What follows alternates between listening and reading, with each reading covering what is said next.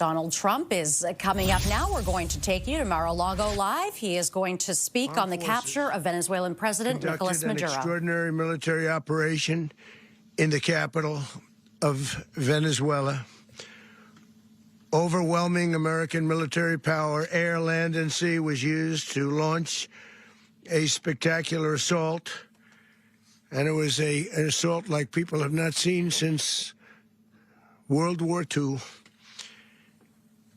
It was a force against a heavily fortified military fortress in the heart of Caracas to bring outlaw dictator Nicolas Maduro to justice. This was one of the most stunning, effective, and powerful displays of American military might and competence in American history. And if you think about it, we've done some other good ones, like the attack on Soleimani, the attack on al-Baghdadi, and the obliteration and decimation of the Iran nuclear sites just recently in an operation known as Midnight Hammer, all perfectly executed and done. No nation in the world could achieve what America achieved yesterday, or frankly, in just a short period of time. All Venezuelan military capacities were rendered powerless as the men and women of our military, working with U.S. law enforcement, successfully captured Maduro in the dead of night. It was dark. The lights of Caracas were largely turned off due to a certain expertise that we have. It was dark, and it was deadly.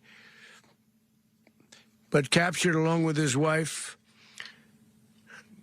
Celia Flores, both of whom now face American justice. Maduro and Flores have been indicted in the Southern District of New York, Jay Clayton, for their campaign of deadly narco-terrorism against the United States and its citizens. I want to thank the men and women of our military who achieved such an extraordinary success overnight with breathtaking speed, power, precision, and competence. You rarely see anything like it. You've seen some raids in this country that didn't go so well. They were an embarrassment. If you look back to Afghanistan, or if you look back to the Jimmy Carter days, they were different days. We're a respected country again, maybe like never before.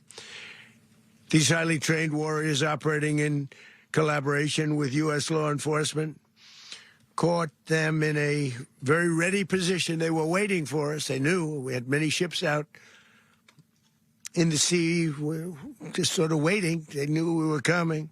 So they were in a ready, what's called a ready position. But they were completely overwhelmed and very quickly incapacitated. If you would have seen what I saw last night, you would have been very impressed. I'm not sure that you'll ever get to see it, but it was an incredible thing to see. Not a single American service member was killed, and not a single piece of American equipment was lost. We had many helicopters, many planes, many people involved in that fight. But think of that, not one piece of military equipment was lost, not one service member was, more importantly, killed. The United States military is the strongest and most fearsome military on the planet by far. With capabilities and skills our enemies can scarcely begin to imagine. We have the best equipment anywhere in the world. There's no equipment like what we have, and you see that even if you just look at the boats. You know, we've knocked out 97% of the drugs coming in by sea. 90%. Each boat kills on average, 25,000 people. We knocked out 97%. And those drugs mostly come from a place called Venezuela. We're going to run the country until such time as we can do a safe, proper, and judicious transition. So we don't want to be involved with having somebody else get in, and we have the same situation that we had for the last long period of years. So we are going to run the country until such time as we can do a safe, proper, and judicious transition. And it has to be judicious because that's what we're all about. We want peace, liberty, and justice for the great people of Venezuela, and that includes many from Venezuela that are now living in the United States and want to go back to their country. It's their homeland. We can't take a chance that somebody else takes over Venezuela that doesn't have the good of the Venezuelan people in mind. We've had decades of that. We're not going to let that happen.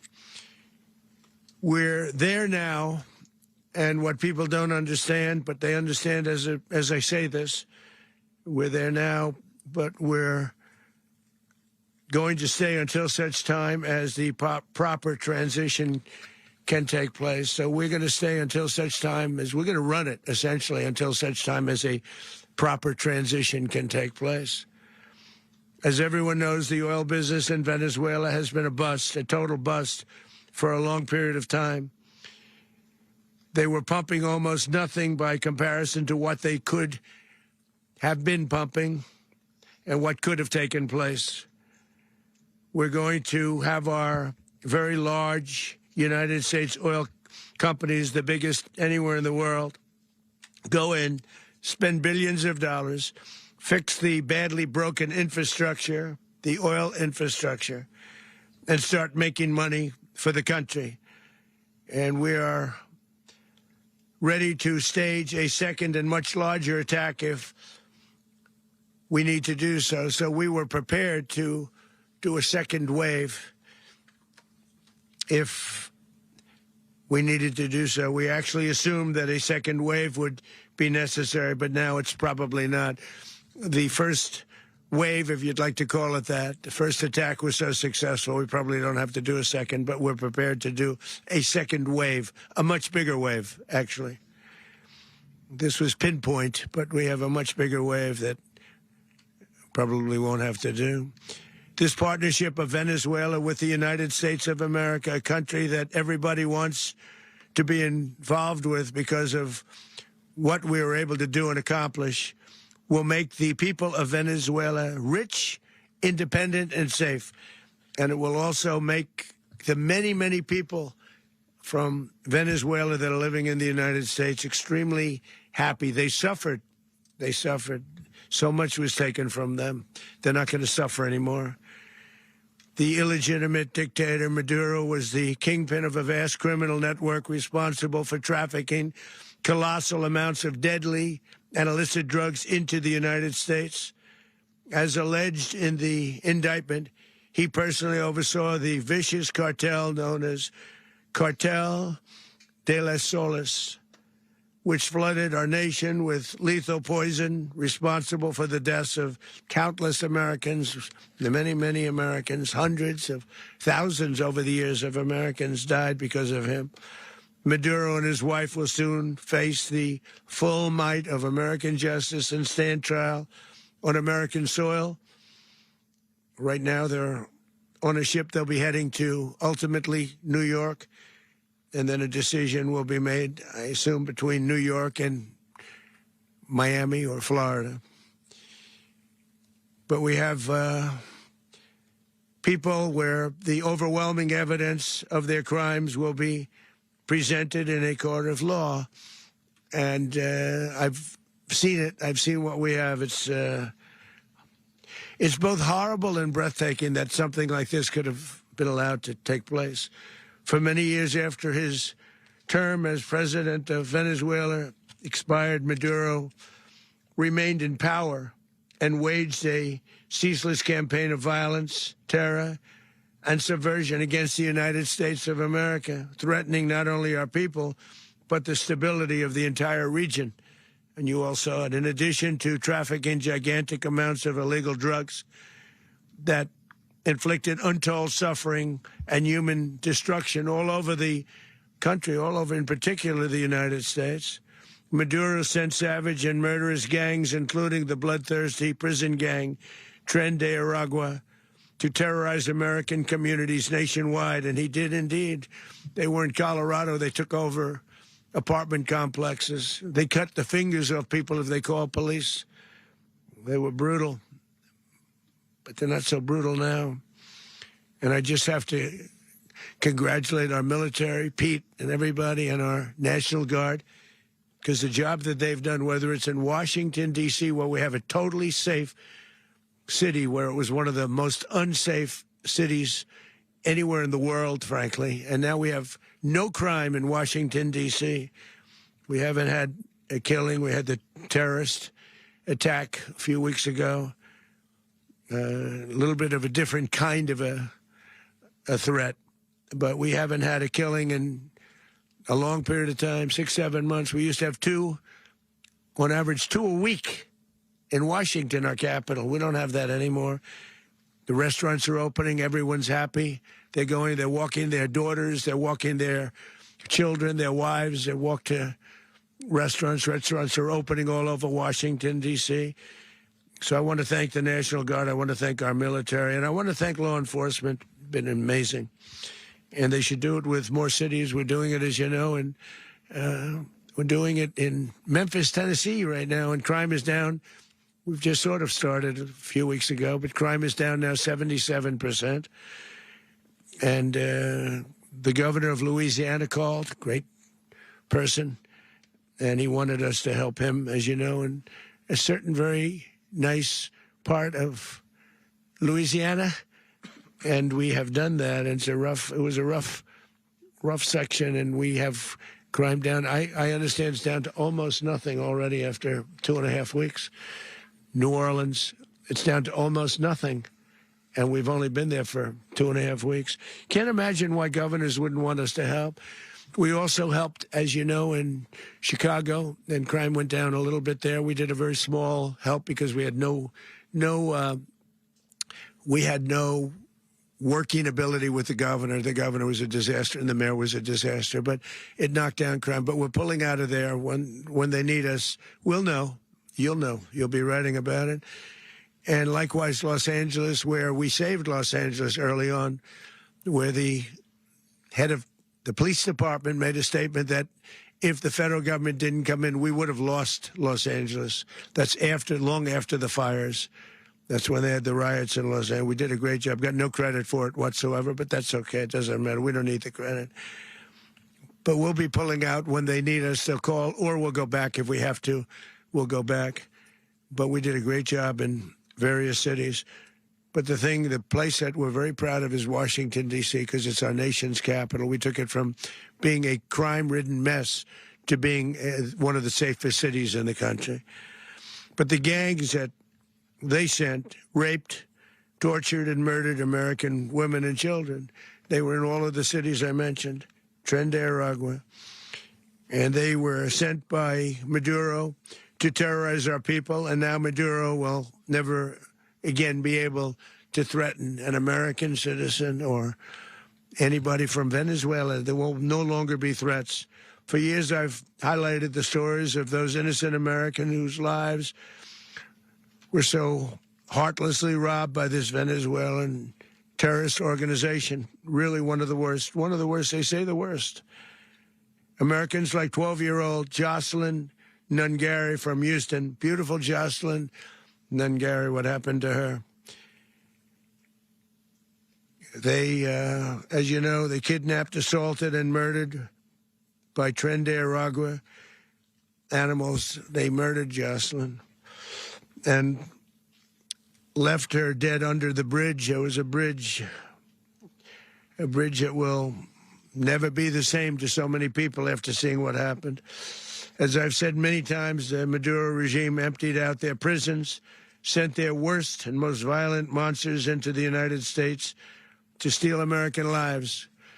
And they came from mental institutions and insane asylums. They came from prisons and jails. The reason I say both, they sound similar. Actually, prisons a little bit more hostile, a little bit tougher. A mental institution isn't as tough as an insane asylum, but we got them both. They sent from their mental institutions. They sent from their jails, prisons. They were drug dealers. They were drug kingpins. They sent everybody bad into the United States, but no longer. And we have now a border where nobody gets through. In addition, Venezuela unilaterally seized and stole American oil, American assets, and American platforms, costing us billions and billions of dollars. They did this a while ago, but we never had a president that did anything about it. They took all of our property. It was our property. We built it. And we never had a president that decided to do anything about it. Instead, they fought wars that were 10,000 miles away. We built Venezuela oil industry with American talent, drive, and skill, and the socialist regime stole it from us during those previous administrations, and they stole it through force. This constituted one of the largest thefts of American property in the history of our country. Considered the largest theft of property in the history of our country. Massive oil infrastructure was taken like we were babies, and we didn't do anything about it. I would have done something about it. America will never allow foreign powers to rob our people or drive us back into and out of our own hemisphere. That's what they did.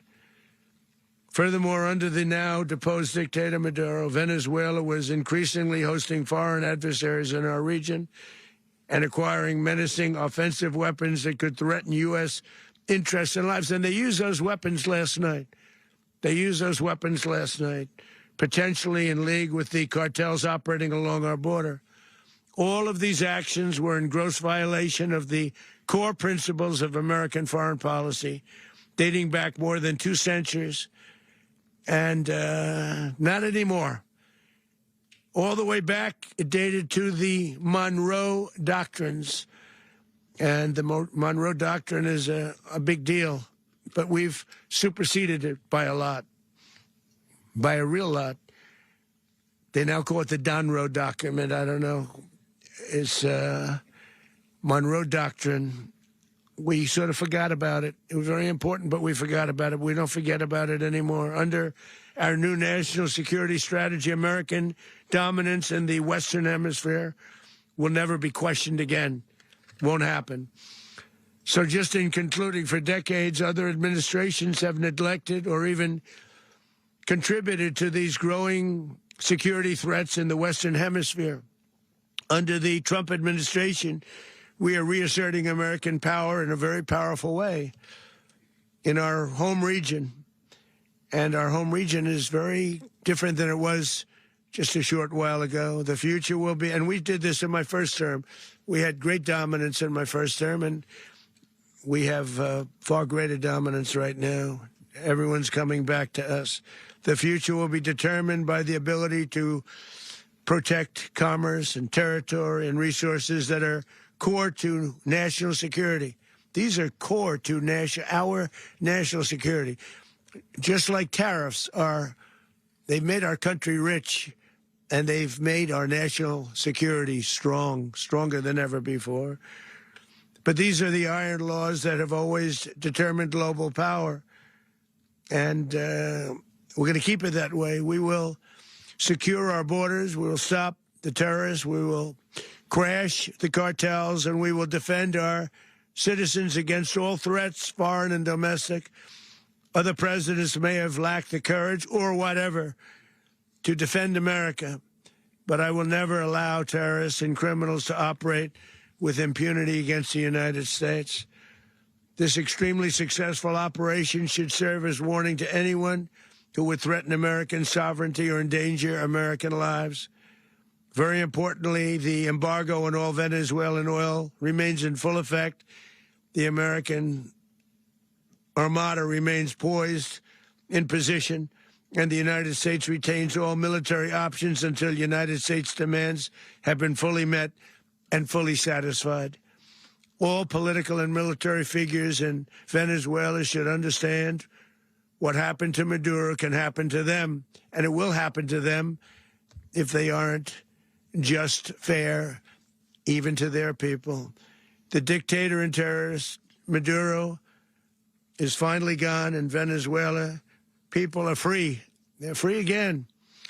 It's been a long time for them, but they're free. America is a safer nation. This morning, it's a prouder nation this morning because it didn't allow this horrible person and this country that was doing very bad things to us. It didn't allow it to happen. And the Western Hemisphere is right now a much safer place to be. So I want to thank everybody for being here. I want to thank General Raisin Kane. He's a fantastic man. I've worked with a lot of generals. I worked with some I didn't like. I worked with some I didn't respect. I worked with some that just weren't good. But this guy is fantastic. I watched last night one of the most precise attacks on sovereignty. I mean, it was an attack for justice. And I'm very proud of him, and I'm very proud of our Secretary of War, Pete Hegseth, who I'm going to ask to say a few words. Thank you very much. Mr. President, can you explain how the U.S. will run Venezuela? Well, thank you, Mr. President. Finally, a commander-in-chief the world respects and the American people deserve. And as the President said, words can barely capture the bravery and the power and the precision of this historic operation, a massive joint military and law enforcement raid flawlessly executed by the greatest Americans our country has to offer. American warriors are second to none, the best in the world and the best of our country. What all of us witnessed last night was sheer guts and grit, gallantry and glory of the American warrior. I'm simply humbled by such men. And I tip my hat to our chairman, Dan Raisin Kane, and all those Americans who stood watch last night. Our warriors are the elite of America, and again, President Trump has your back. No other country on planet Earth, and it's not even close, could pull this kind of operation off. And no other president has ever shown this kind of leadership, courage, and resolve, the most powerful combination the world has ever seen. As the president said, our adversaries remain on notice. America can project our will anywhere, anytime. The coordination, the stealth, the lethality, the precision, the very long arm of American justice, all on full display in the middle of the night. Nicolas Maduro had his chance, just like Iran had their chance, until they didn't and until he didn't. He effed around, and he found out. President Trump is deadly serious about stopping the flow of gangs and violence to our country. Deadly serious about stopping the flow of drugs and poison to our people. Deadly serious about getting back the oil that was stolen from us. And deadly serious about reestablishing American deterrence and dominance in the Western Hemisphere. This is about the safety, security, freedom, and prosperity of the American people. This is America first. This is peace through strength. And the United States War Department is proud to help deliver it. Welcome to 2026. And under President Trump, America is back. I'd like to welcome now our chairman, Chairman Raisin Kane, to give a few more details about the operation. Mr. Chairman. Thank you, Mr. Secretary. Thank you, Mr. President, and good morning. Last night, on the order of the President of the United States and in support of a request from the Department of Justice, as the President said, the United States military conducted an apprehension mission in Caracas, Venezuela, to bring to justice two indicted persons, Nicolas and Cecilia Maduro. This operation, known as Operation Absolute Resolve, was discreet, precise, and conducted during the darkest hours of January 2nd and was the culmination of months of planning and rehearsal, an operation that, frankly, only the United States military could undertake. What I'd like to do this morning is talk to you through some of the preparation and the details without compromising any of our tactics, techniques, and procedures. There is always a chance that we'll be tasked to do this type of mission again. Our interagency work began months ago and built on decades of experience of integrating complex air, ground, space, and maritime operations. While the past 2 decades have honed the skills of our special operations forces, this particular mission required every component of our joint force, with soldiers, sailors, airmen, Marines, and Guardians working in unison with our intelligence agency partners and law enforcement teammates in an unprecedented operation. We leveraged our unmatched intelligence capabilities and our years of experience in hunting terrorists, and we could not have done this mission without the incredible work by various intelligence agencies, including the CIA, NSA, and NGA. We watched, we waited, we prepared, we remained patient and professional. This mission was meticulously planned, drawing lessons from decades of missions over the last many years, many missions over these last many years. This was an audacious operation that only the United States could do. It required the utmost of precision and integration within our joint force. And the word integration does not explain the sheer complexity of such a mission. An extraction so precise, it involved more than 150 aircraft launching across the Western Hemisphere in close coordination, all coming together in time and place to layer effects for a single purpose: to get an interdiction force into downtown Caracas while maintaining the element of tactical surprise. Failure of one component of this well-oiled machine would have endangered the entire mission, and failure is never an option for America's joint force. Those in the air over Caracas last night were willing to give their lives for those on the ground and in the helicopters. Let me talk a little bit about the preparation. After months of work by our intelligence teammates to find Maduro and understand how he moved, where he lived, where he traveled, what he ate, what he wore, what were his pets, in early December, our force was set pending a series of aligned events. Key was choosing the right day to minimize the potential for civilian harm and maximize the element of surprise, and minimize the harm to the indicted personnel so, as the president said, they could be brought to justice. And as the president said earlier today, weather in Venezuela is always a factor this time of the year. And over the weeks through Christmas and New Year's, the men and women of the United States military sat ready, patiently waiting for the right triggers to be met and the president to order us into action. Last night, the weather broke just enough, clearing a path that only the most skilled aviators in the world could maneuver through. Ocean, mountain, low cloud ceilings. But when tasked with a mission, this organization does not quit. At 10:46 p.m. Eastern Time last night, the president ordered the United States military to move forward with this mission. He said to us, and we appreciate it, Mr. President, good luck and Godspeed. And those words were transmitted to the entire joint force. Over the course of the night, aircraft began launching from 20 different bases on land and sea across the Western Hemisphere. In total, more than 150 aircraft, bombers, fighters, intelligence, reconnaissance, surveillance, rotary wing were in the air last night.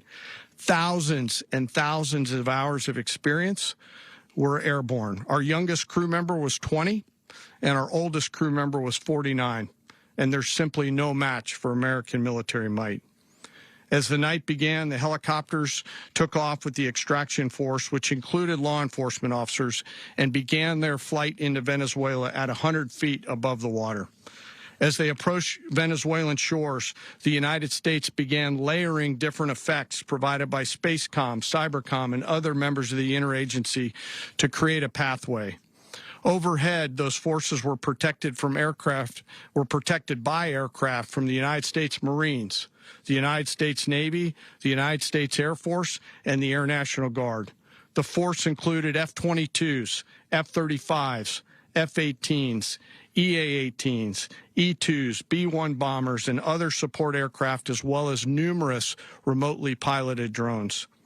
As the force began to approach Caracas, the Joint Air Component began dismantling and disabling the air defense systems in Venezuela, employing weapons to ensure the safe passage of the helicopters into the target area. The goal of our air component is, was, and always will be to protect the helicopters and the ground force and get them to the target and get them home. As the force crossed the last point of high terrain where they'd been hiding in the clutter, we assessed that we had maintained totally the element of surprise.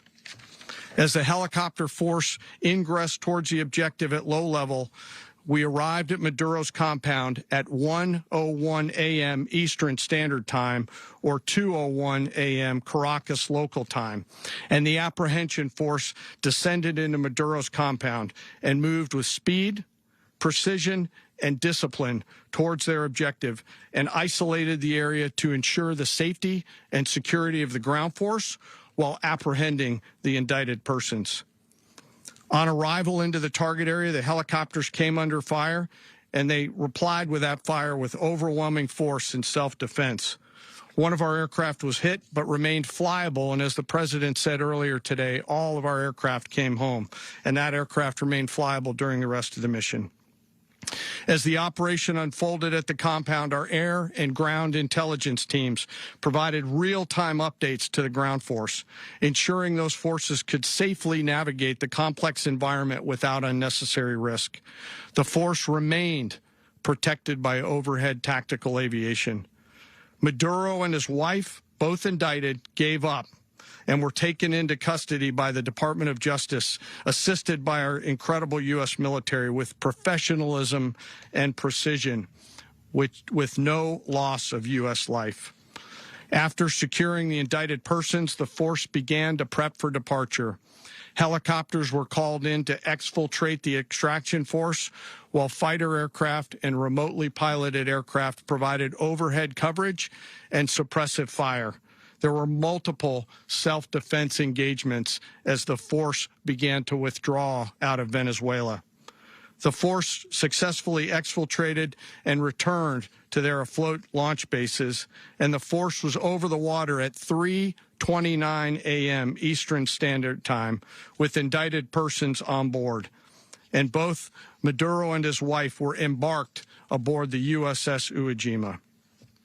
In closing, what we've witnessed today is a powerful demonstration of America's joint force. We think, we develop, we train, we rehearse, we debrief, we rehearse again and again, not to get it right, but to ensure that we cannot get it wrong. Our jobs are to integrate combat power so when the order comes, we can deliver overwhelming force at the time and the place of our choosing against any foe anywhere in the world. I am immensely proud today of our joint force and filled with gratitude to represent them here today. There is simply no mission too difficult for these incredible professionals and the families that stand by them and support them. As we stand here this morning, our forces remain in the region at a high state of readiness, prepared to project power, defend themselves, and our interests in the region. This operation is a testament to the dedication and unwavering commitment to justice and our resolve to hold accountable those who threaten peace and stability. In closing, I want to express my heartfelt gratitude to the brave men and women who executed this mission. Their courage and tireless commitment to our nation are what makes us strong. Thank you, Mr. Secretary, and thank you, Mr. President. Well, I don't have much to add to what you've heard now, other than the following points. Nicolas Maduro was indicted in 2020 in the United States. He is not the legitimate president of Venezuela. That's not just us saying it. The first Trump administration, the Biden administration, the second Trump administration, none of those three recognized him. He's not recognized by the European Union and multiple countries around the world. He is a fugitive of American justice with a $50 million reward, which I guess we saved $50 million. And make sure. Yeah, exactly. But don't let anybody claim it. Nobody deserves it but us. But I want to be clear about one thing. Nicolas Maduro had multiple opportunities to avoid this. He was provided multiple very, very, very generous offers and chose instead to act like a wild man, chose instead to play around. And the result is what we saw tonight. The other message here is the following. You have a guy, like many people around the world, they like to play games. You have a guy who decides he's going to invite Iran into his country, is going to, do the confiscation of American oil companies, is going to flood our country with gang members, is going to take Americans prisoner and try to hold them for hostage and trade them like he was able to do with the Biden administration. Basically likes to play games all this time and thinks nothing's going to happen. And I hope what people now understand is that we have a president. The 47th president of the United States is not a game player.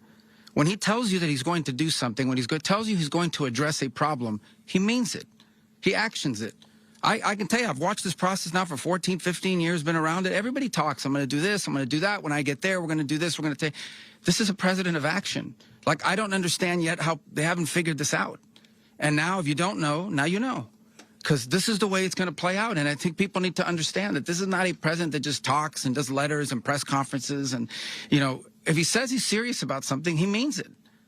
And this is something that was a direct threat to the national interest of the United States, and the president addressed it.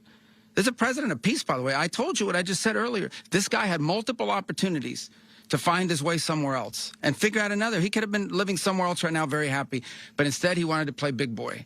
And so now, he's got other sets of problems on his hands. And but I think the message here should be for the world. Look, the president doesn't go out looking for people to pick fights with. He's not generally wants to get along with everybody. We'll talk and meet with anybody, but don't play games. Don't play games with this president's in office, because it's not going to turn out well. And so I hope that, I guess that lesson was learned last night, and we hope it'll be instructive moving forward. Is that a message for Cuba? Mr. President. Mr. President. Mr. President. Mr. President. Running the country. Mr. President. Mr. President. Mr. President. You said that the U.S. is going to run Venezuela. So who's in power right now? Well, we're going to be running it with a group, and we're going to make sure it's run properly. We're going to rebuild the oil infrastructure, which will cost billions of dollars. It'll be paid for by the oil companies directly. They will be reimbursed for what they're doing, but that's going to be paid. And we're going to get the oil flowing the way it should be. As you know, it was just a minor flow. It was actually a minor flow for what they have. But we're going to run it properly, and we're going to make sure the people of Venezuela are taken care of. We're going to make sure the people that were forced out of Venezuela by this thug are also taken care of. Mr. President, does the U.S. running the country mean that U.S. troops will be on the ground? How will that work? Well, they always say boots on the ground. So we're not afraid of boots on the ground if we have to have. We had boots on the ground last night at a very high level, actually. We're not afraid of it. We don't mind saying it, but we're going to make sure that that country is run properly. We're not doing this in vain. This is a very dangerous attack. This is an attack that could have gone very, very badly. Could have gone very badly. We could have lost a lot of people last night. We could have lost a lot of dignity. We could have lost a lot of equipment. The equipment is less important, but we could have lost a lot. And we're going to make sure that this is proper. We're there now. We're ready to go again if we have to. We're going to run the country right. It's going to be run very judiciously, very fairly. It's going to make a lot of money. We're going to give money to the people. We're going to reimburse people that were taken advantage of. We're going to take care of everybody. It's very important. We couldn't let them get away with it. They stole our oil. We built that whole industry there. And they just took it over like we were nothing. And we had a president that decided not to do anything about it. So we did something about it. We're late, but we did something about it. Yeah, please. Mr. President, can you explain the exact mechanism by which you're going to run the country? Are you going to designate a U.S. official to coordinate? Yes, it's all being done right now. We're designating people. We're talking to people. We're designating various people, and we're going to let you know who those people are. That would run Venezuela? Well, it's largely going to be for a period of time the people that are standing right behind me. We're going to be running it. We're going to be bringing it back. It's a dead, I talk about a dead country. A year and a half ago, we were a dead country. Now we're the hottest country anywhere in the world. We're a country doing better than any country anywhere in the world. And it required leadership. Venezuela has a lot of bad people in there, a lot of bad people that shouldn't be leading. We're not going to take a chance that one of those people take over for Maduro. So you can look at, and others, we have fantastic people, including people in the military. So we're going to have a group of people running it until such time as it can be put back on track, make a lot of money for the people, and give people a great way of life, and also reimbursement for people in our country that were forced out of Venezuela. Rubio would be... You said earlier today that you weren't going to back Machado to come back and be the opposition leader in your Fox and Friends interview. And then you also mentioned the vice president of Venezuela. Are you going to work with the vice president of Venezuela, or how do you foresee the relationship going? I understand she was just sworn in, but she was, as you know, picked by Maduro. So Marco's working on that directly. He's just had a conversation with her, and she's essentially willing to do what we think is necessary to make Venezuela great again. Very simple.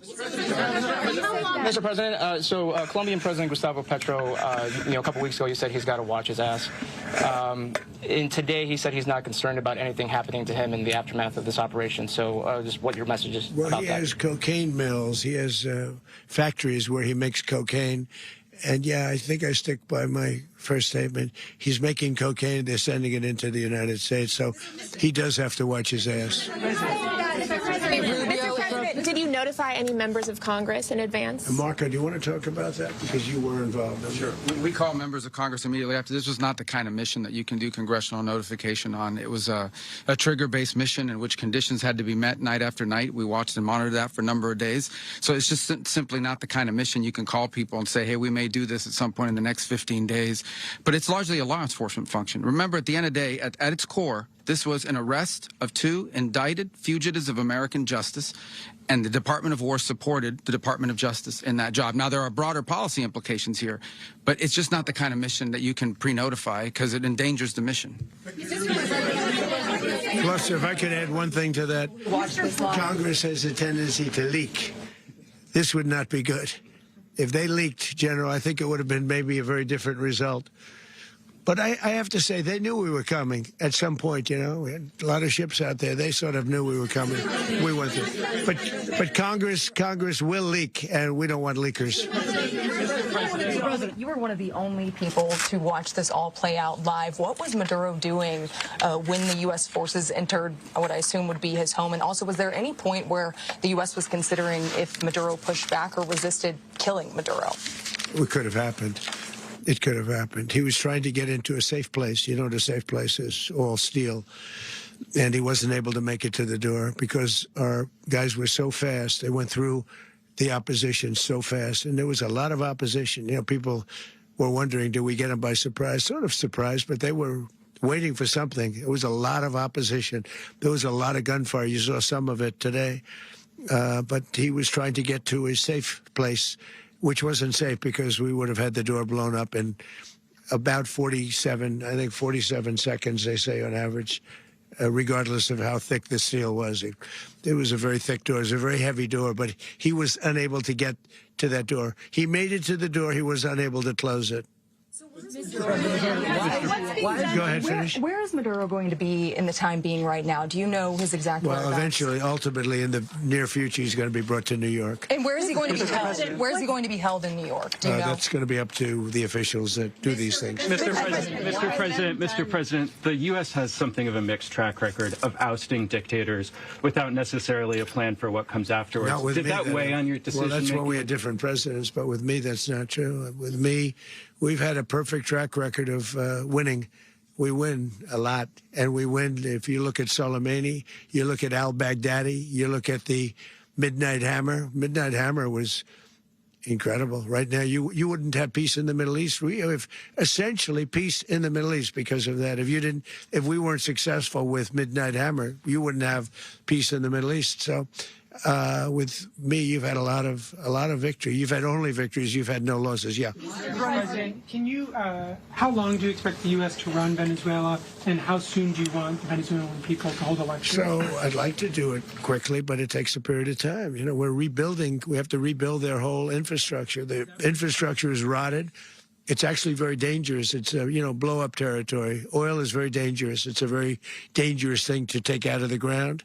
It can kill a lot of people. It has killed a lot of people doing just that. The infrastructure is old. It's rotted. Much of it is stuff that we put there 25 years ago, and we're going to be replacing it. And we're going to take a lot of money out so that we can take care of the country. Yeah. Are you saying that Secretary Rubio and... Mr. President, China, Russia, and Iran have interests in Venezuela. How does this operation affect your relationships with them when it comes to the oil and drugs? In terms of China and Russia, Russia when we get things straightened out. But in terms of other countries that want oil, we're in the oil business. We're going to sell it to them. We're not going to say we're not going to go to it. In other words, we'll be selling oil probably in much larger doses because they couldn't produce very much because their infrastructure was so bad. So we'll be selling large amounts of oil to other countries, many of whom are using it now, but I would say many more will come. Are you saying that, Mr. President, are you saying that... Oh, Mr. President, thank you. What is your message to the people of Venezuela today? Of course, the civilian population specifically, they have a lot of questions. What is your message to the people of Venezuela? That you're going to have peace, justice. You're going to have some of the riches that you should have had for a long period of time. It was stolen from you. But you're going to have peace and you're going to have safety. You're going to have justice. You're going to have a country. You're going to have a real country. You're going to have potentially a great country. You know, if you go back 20 years, maybe even a little longer ago, that was a great country, and they destroyed it. Remember I said that if we lose this election, the United States will be Venezuela on steroids. That's what would have happened. Had we lost the election, the 2024 election, we suffered so badly. When you look at the border from 2020, what they did, what Joe Biden administration did to our country should never be forgotten. But if we had to go through another year of that, we wouldn't have. We would be exactly where Venezuela was in terms. I used to say, if they win, we're going to be Venezuela on steroids, and that's what would have happened. President, thank you. Are you saying that Secretary Hegseth and Rubio are going to be running Venezuela, and will you be sending in U.S. military troops to provide? Team that's working with the people of Venezuela to make sure that we have Venezuela right. Because for us to just leave, who's going to take over? I mean, there is nobody to take over. You have a vice president who's been appointed by Maduro, and right now she's the vice president, and she's, I guess, the president. She was sworn as president just a little while ago. She had a long conversation with Marco, and she said, we'll do whatever you need. I think she was quite gracious, but she really doesn't have a choice. We're going to have this done right. We're not going to just do this with Maduro, then leave like everybody else, leave and say, you know, let it go to hell. If we just left, it has zero chance of ever coming back. We'll run it properly. We'll run it professionally. We'll have the greatest oil companies in the world go in and invest billions and billions of dollars and take out money, use that money in Venezuela. And the biggest beneficiary are going to be the people of Venezuela. And also, I can't stress this strongly enough, the people that got thrown out of Venezuela that are now in the United States, and frankly, some want to stay and some probably want to go back, yeah. What's being done to protect Americans in the country, and were any of the detained Americans? Well, right now they're very protected because nobody's going to mess with us. They're very protected. The people of, and we let them know that you better not touch one of them. Are you concerned that bad elements of the Maduro regime will remain in place? Well, we know who they are. We're on them, and they're acting much differently now than they would have acted 2 days ago. Okay, wait, behind you, please. Mr. President, why is running a country in South America America first? Well, I think it is because we want to surround ourselves with good neighbors. We want to surround ourselves with stability. We want to surround ourselves with energy. We have tremendous energy in that country. It's very important that we protect it. We need that for ourselves. We need that for the world. And we want to make sure we can protect it. Yes, sir. Please, go ahead. Yeah, is there a message here for Cuba and Diaz-Canel? Well, Cuba's an interesting case. Cuba is, you know, not doing very well right now. That system has not been a very good one for Cuba. The people there have suffered for many, many years. And I think Cuba is going to be something we'll end up talking about, because Cuba is a failing nation right now, very badly failing nation. And we want to help the people of, it's very similar in the sense that we want to help the people in Cuba, but we want to also help the people that were forced out of Cuba and living in this country. Do you want to say something about that, Marco, please? Well, I mean, I just gave you a statement a few minutes ago about, when the president speaks, you should take him seriously. So, suffice it to say, Cuba is a disaster. It's run by incompetent, senile men, and in some cases, not senile, but incompetent nonetheless. It has no economy. It's in total collapse. And by the way, they were, all of the guards that helped protect Maduro, this is well known, their whole spy agency, all that were full of Cubans. I mean, they basically, it's amazing. This poor island took over Venezuela in some cases. One of the biggest problems the Venezuelans have is they have to declare independence from Cuba. They tried to basically colonize it from a security standpoint. So, yeah, look, if I lived in Havana and I was in the government, I'd be concerned, at least a little bit. Cutting off the oil flow to Cuba from Venezuela? Well, the president already announced a week ago that anything that's sanctioned, it's sanctioned oil, it's not going to be allowed to get there. So that's a pre-existing. Mr. President. The answer is yes. Mr. President. Yes. Is the U.S. aware of the location of opposition leader Machado, and have you been in contact with her? No, we haven't. No, we haven't. Mr. President, How many hesitations about Machado? Mr. President, on Monday. Oh, I think it would be very tough for her to be the leader. She doesn't have the support within, or the respect within the country. She's a very nice woman, but she doesn't have the respect to be the leader. Mr. President, is it possible that the U.S. ends up administrating Venezuela for years, Well, it won't cost us anything, because the money coming out of the ground is very substantial. So it's not going to cost us anything. We will. Well, we want safety there. We want to be surrounded by countries that aren't housing all of our enemies all over the world. That's what was happening, and you don't want to have that. But we're going to be rebuilding, and we're not spending money. The oil companies are going to go in. They're going to spend money. We're going to take back the oil that, frankly, we should have taken back a long time ago. A lot of money is coming out of the ground. We're going to get reimbursed for all of that. We're going to get reimbursed for everything that we spend. So it's going to be a very important. This is a very big evening that took place last night. We have to be surrounded by safe, secure countries. And we also have to have energy, very important. We have to have energy that's real energy, not where they're getting 4% and 5% of the energy out of the ground. You take a look, it was such a disaster. So what's going to happen with Venezuela, I think, over the next period of a year is going to be a great thing. And the people of Venezuela will be the biggest beneficiaries. Mr. President, on Monday, U.S. military. Mr. President, thank you. What did you last speak to Maduro about when you spoke? And is the Well, I don't want to get into the conversations, but I did have conversations with him, and I said, you got to surrender. And I actually thought he was pretty close to doing so, but now he wished he did, yeah. Mr. President, can you explain, you said that Maduro is responsible for drug trafficking. You recently pardoned the former president of Honduras, who was convicted on many drug trafficking. Can you explain how these two situations are different? And would you ever pardon Maduro? I endorsed, as you know, the winning president, the man who won in Honduras. I endorsed the man who won in Chile. I endorsed the man who won in Argentina, and we are doing very well with that whole group. What the man that I pardoned was, if you could equate it to us, he was treated like the Biden administration treated a man named Trump. That didn't work out too well for them. This was a man who was persecuted very unfairly. He was the head of the country. He was persecuted very unfairly, and there are a number of them. And we felt that it was a very unfair situation that happened to him. He's also a party member of the man who won. So obviously the people liked what I did. And one of the reasons that was done is because of the fact that the party in power felt very strongly that that man was treated very badly. I studied it very quickly, and then I studied it in great detail. I went to a lot of the people standing behind me, and they felt that that man was persecuted and treated very badly. That's why I gave him a pardon. You referenced boots on the ground earlier. Can you just sort of button this up? Do you envision the U.S. military having a presence in Venezuela as the U.S. runs that country? No, we're going to have a presence in Venezuela as it pertains to oil, because we have to have, we're sending our expertise in. So you may need something, not very much.